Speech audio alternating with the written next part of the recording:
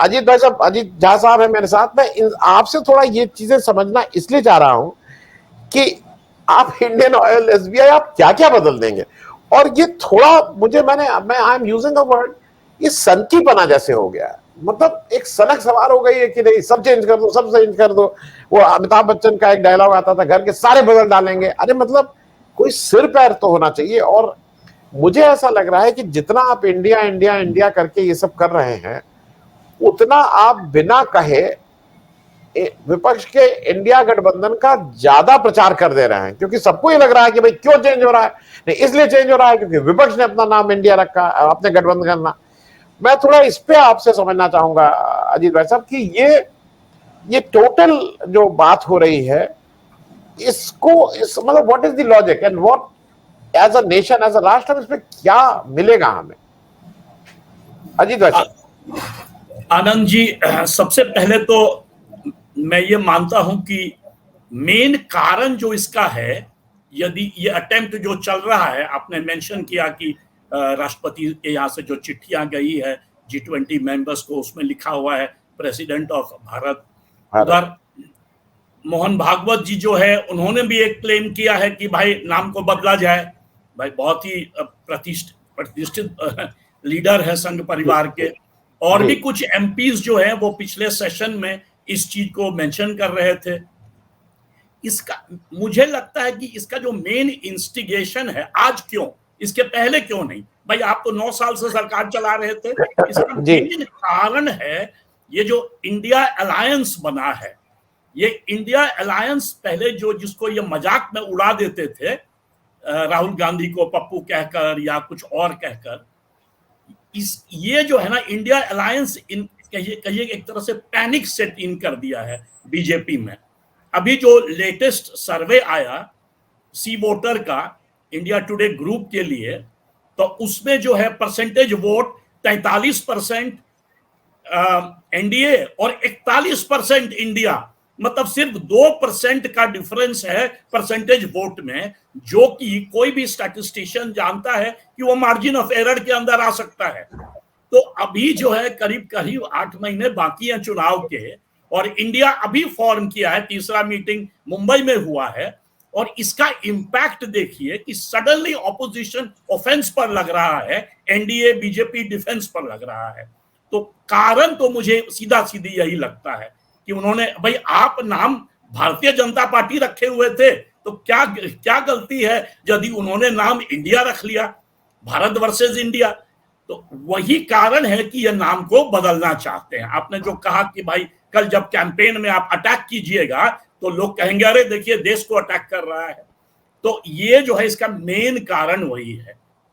अब रही बात इसके लॉजिक का, ये जो इंडिया शब्द है, मतलब मुझे तो इतना हास्यास्पद लग रहा है, क्योंकि ये जो इंडिया शब्द है ये आया है हिंद से, इंडस रिवर, सिंधु नदी से। और ये शब्द पहली बार पर्शियन था, इन द सेंस कि जब पहली बार ये मेंशन किया गया तो सिंध को इंद कहते थे, तो उस कारण ये शब्द पर्शियन है, पर इसका ओरिजिन है इंडो आर्यन, इसका ओरिजिन है सिंधु नदी के नाम से। तो उसके बाद अच्छा, ऊपर से ये ज्यादा पुराना नाम है, यदि आप रिकॉर्ड देखें तो मेगास्थनीज, मतलब 5th सेंचुरी बीसी में भी उन्होंने मेंशन किया था इंडिका, है ना। उसके बाद मतलब पर्शियन के बाद जो है ग्रीक सोर्सेस भी इसको मेंशन किया है, दुनिया भर इसको मेंशन किया है। एक तरह से देखिए तो इसका जो ब्रांड नेम है वो मच बिगर है। आप दुनिया का सारे कंट्रीज ले लीजिए, मेरे अनुसार सिर्फ 8 कंट्री ने अपना नाम बदला है। उसमें 2 कंट्री आप कह सकते हैं थोड़ा मतलब वन कैन से थोड़ा लार्जर पावर्स, एक टर्की से तुर्कीये हुआ, और दूसरा श्रीलंका, सिलोन से श्रीलंका हुआ।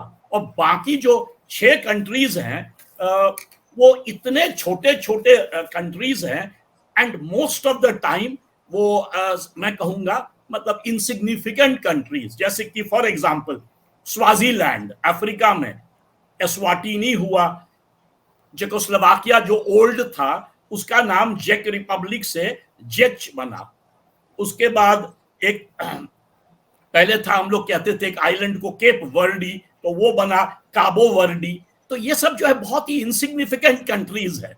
सीरियस कंट्रीज में मुझे तीन नाम कह सकते हैं, टर्की, तुर्की, सिलोन से श्रीलंका, और तीसरा हॉलैंड का नाम बदल के द नेदरलैंड्स किया गया। उसका कारण था कि हॉलैंड का एसोसिएशन हो रहा था ड्रग्स माफिया से, तो उस कारण जो है उन्होंने बाद में जाके नाम नेदरलैंड्स डाला। और नेदरलैंड्स उनका पुराना, ऐसी बात नहीं है, कॉमन पार्लेंस में लोग उनको नेदरलैंड्स पहले भी कहते थे। तो बड़े राज्यों में, मतलब G20 यदि लिया जाए, जिसका मीटिंग होने वाला है, तो पहला देश है जो ये सोच रहा है, कॉन्टेम्पलेट कर रहा है कि अपना नाम जो कि एकदम गोल्डन लेटर्स में है ग्लोबली, उसको बदल देंगे।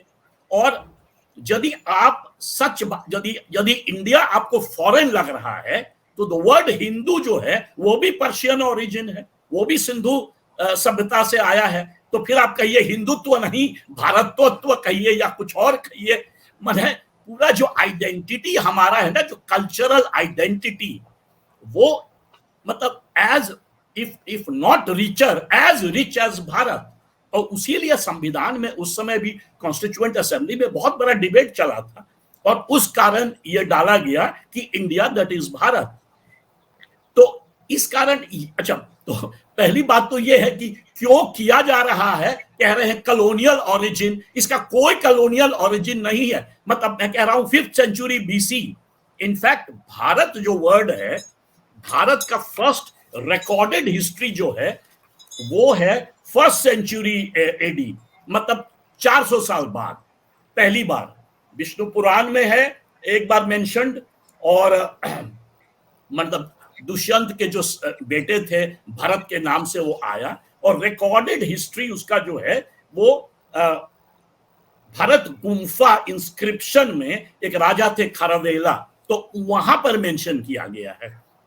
तो मैं ये कहना चाह रहा हूं कि in many ways India predates Bharat, यदि रिकॉर्डेड हिस्ट्री लिया जाए।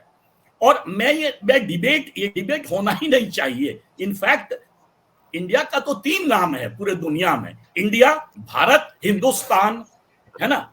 और सारे, माने कोई ऐसा छोटा सा रीजन नहीं है जो ये नाम दिया। मतलब the west used to call it India. West के पहले मैं कह रहा था ग्रीक्स, पर्शियंस, बाद में अरब्स भी इसको हिंद बोलने लगे, जिससे कि फिर इंडिया शब्द आया। तो culturally it is, we are so rooted inside India.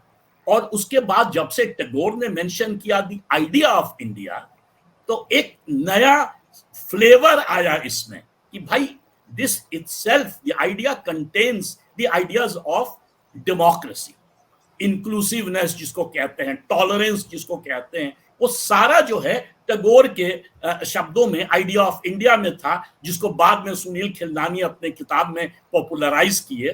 तो ऐसा आपको इतना अच्छा ब्रांड मिला हो, तो कोई भी CEO दुनिया का जो मार्केटिंग जानता है वो कहेगा कि ये कौन सा पागलपन है कि आप अपने टॉप ब्रांड को हटा के, मतलब यूनाइटेड स्टेट्स ऑफ अमेरिका नाम हटा के कोई दूसरा नाम लगा दे तो लोग हंसेंगे। सेम थिंग विद चाइना, या मान लीजिए यूरोप के जो टॉप कंट्रीज हैं, इंग्लैंड हो चाहे फ्रांस हो। तो ये जो है ना, बिल्कुल मतलब पैरानॉइड, मतलब very very afraid of the opposition. और क्योंकि ऑपोजिशन ने ये नाम ले लिया, और ये जो है डरे हुए हैं, क्योंकि इसके पहले सारे डिवाइडेड थे ऑपोजिशन, तो इनको हमेशा लगता था कि वन साइडेड फाइट होगा चुनाव में। अब पहली बार इनको लग रहा है कि 2024, 2014 और 2019 के तरह नहीं होगा। इस कारण जो है सडनली जो है नया या तो इस पर या कोई और है क्या, भाजपा के साथ एक आप कह सकते हैं उसका एक स्ट्रेंथ भी है और उसकी एक वीकनेस है, वो कि वो हमेशा न्यूज को कंट्रोल करना चाहती है, न्यूज को मैनेज करना चाहती है, एजेंडा को डिफाइन करना चाहती है। तो जैसे ही अडानी जी का मान लीजिए नया खुलासा आ गया, या मान लीजिए पता चला कि इन्फ्लेशन बड़ा हाई भाग रहा है, या अनएम्प्लॉयमेंट फिगर्स जो है स्ट्राइक कर रहा है, आपने देखा था ना, गैस का प्राइस 200 रुपया एक बैग कम किए, तो जब ये पैनिक मोड में चले जाते हैं तब ये न्यूज को कंट्रोल करने के लिए नया नया जो है ना सरगुफा छोड़ते हैं, और ये लेटेस्ट है कि नाम को बदल दिया जाए, which I think is really loony move मैं कहूंगा। हाँ अजीत भाई साहब, दो चीजें जल्दी से छोटी छोटी है। एक तो मैं इसलिए क्योंकि वो नाम के बदलेंगे नहीं बदलेंगे, ये अनप्रेसिडेंट सा मैंने देखा है कि एक सेशन बुलाया गया है, अभी तक एजेंडा नहीं बताया गया है कि 18 से 22 तक करेंगे क्या। भाई एमपी लोग वहां जाएंगे तो कुछ तो तैयारी करके जाएंगे, आप पढ़ाई करेंगे।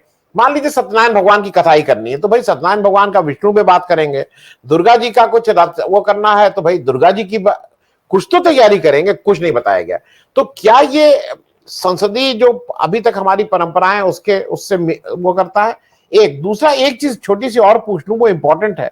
G20 में रूस तो नहीं आ रहा है, मान लीजिए रशिया यूक्रेन की वजह से पिछली बार भी नहीं गए थे, इस बार चीन का अनप्रेसिडेंट नहीं आना कहीं ना कहीं हम लोगों को वो एक लार्जर चीज है जिसको हम अपना ध्यान हटाना चाह, हम उस पर बात नहीं कर रहे हैं क्योंकि हमारे बड़े भूभाग पे कब्जा करके बैठा हुआ है, खूब व्यापार हमसे कर रहा है और उसके बाद हमें आंख भी दिखा रहा है। मतलब पहली बार हो रहा है कि वो ही इज नॉट कमिंग। मैं दोनों चीजों पे छोटे छोटे आपके एक वक्तव्य ले लूं।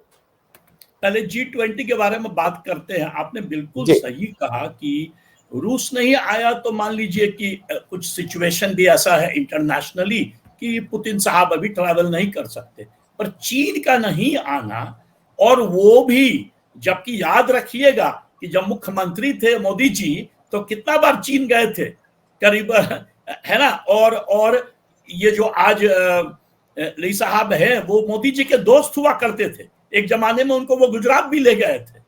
तो अब उनका नहीं आना, और जबकि इश्यूज है कि भाई कितना टेरिटरी, जो राहुल गांधी ने फ्लैग किया कि कितना टेरिटरी चीन जो है भारत का कब्जा किया हुआ है, वो एक बड़ा इश्यू है।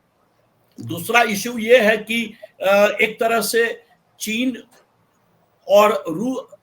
को स्पेशली वेस्टर्न अलायंस में जाने के बाद एक तरह से आइसोलेट किया है इंडिया ने, और ये इंडिया के लिए फायदेमंद होगा कि नहीं, क्योंकि सबसे बड़ा बॉर्डर दुनिया का भारत का चीन के साथ ही है।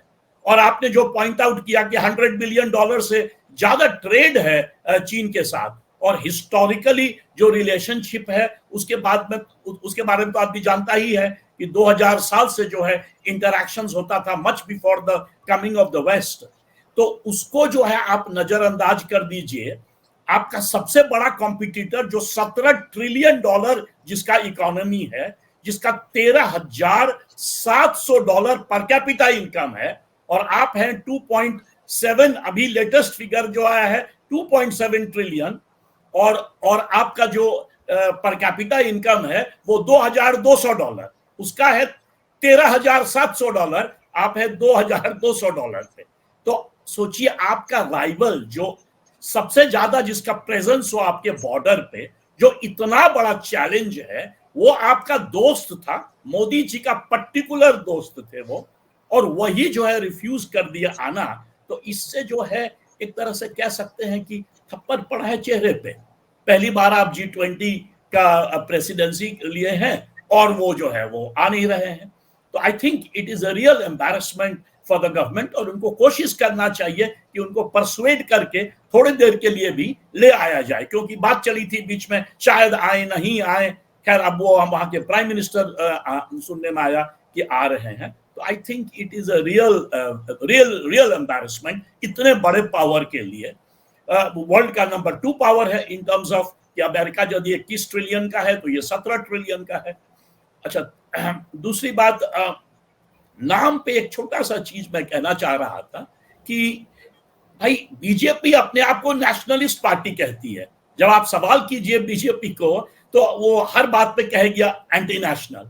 और वही बीजेपी आयरॉनिकली मैं कहूंगा कि it is the largest anti national act, कि आप अपना ब्रांड जो मतलब करीब 2,500-3 हजार साल से जो नाम दुनिया आपको जानती है, आपका जो ब्रांड है जिससे मतलब एक तरह से हम लोग को गौरव मिलता है, उसी को है आप जो है लगे हुए हैं नाम बदलने में। अब यदि हार्वर्ड यूनिवर्सिटी में कोई बच्चा अप्लाई करेगा और वो पूछेगा कि भाई कहाँ से हो, कहेगा भारत, तो शायद पूरा फैकल्टी वहां का जानता ही नहीं होगा कि ये भारत कौन सा देश का नाम है। भाई दुनिया में तो विश्व में जब ग्लोबलाइजेशन आप कर रहे हैं, आपका जो इमेज है, मोदी जी रोज बात करते हैं कि भाई हम इंटीग्रेट करेंगे वेस्ट के साथ, बिजनेस वाइज, टेक्नोलॉजी वाइज, सब कुछ। एक तरफ आप मॉडर्नाइजर हैं और दूसरे तरफ नाम के मामले में what one is doing is, I would call it a most anti-national act।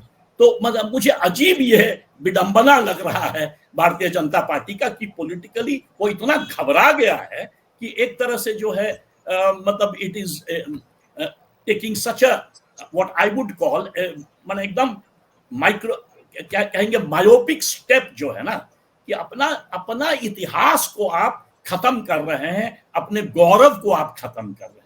कि उसमें one election one nation discuss होगा, कि उसमें विमेन्स रिजर्वेशन बिल लाएंगे। कुछ लोग ये भी कह रहे हैं वो विमेन्स रिजर्वेशन बिल इसलिए नहीं लाना चाहते हैं कि वो बड़ा प्रो विमेन है, पर इसलिए कि इंडिया जो अलायंस है उसको डिवाइड करने के लिए। क्योंकि जब विमेन्स रिजर्वेशन लाएंगे तो जो मान लीजिए मंडल पार्टीज जो एक जमाने में अपोज किया था इस बिल को, उस ग्राउंड पर कि नहीं, स्वर्गीय शरद यादव जी जो एक जमाने में बोले थे कि ये परकटियों का ग्रुप बन रहा है, तो उस बेसिस पर वो कांग्रेस को सो कॉल्ड रीजनल पार्टी से, हिंदी हार्टलैंड के रीजनल पार्टी से डिवाइड करना चाह रहे हैं। तो अब क्या इनका मनसा है इस 5 डे सेशन में, ये तो इन्होंने बताया ही नहीं। मोस्ट नॉन ट्रांसपेरेंट, डेमोक्रेसी का पार्लियामेंट माना जाता है सबसे बड़ा ट्रांसपेरेंट फोरम, ये मोस्ट नॉन ट्रांसपेरेंट एक्ट है कि आप बुला रहे हैं स्पेशल सेशन 5 दिन का, पर लोगों को बता ही नहीं रहे हैं कि क्या डिस्कस कीजिएगा। तो ये जो सारा एक्ट है ना, ये मैं कहूंगा it shows that Bharatiya Janata Party is neither national as it claims, nor democratic as it claims, and nor confident of winning 2024 as it claims. Correct.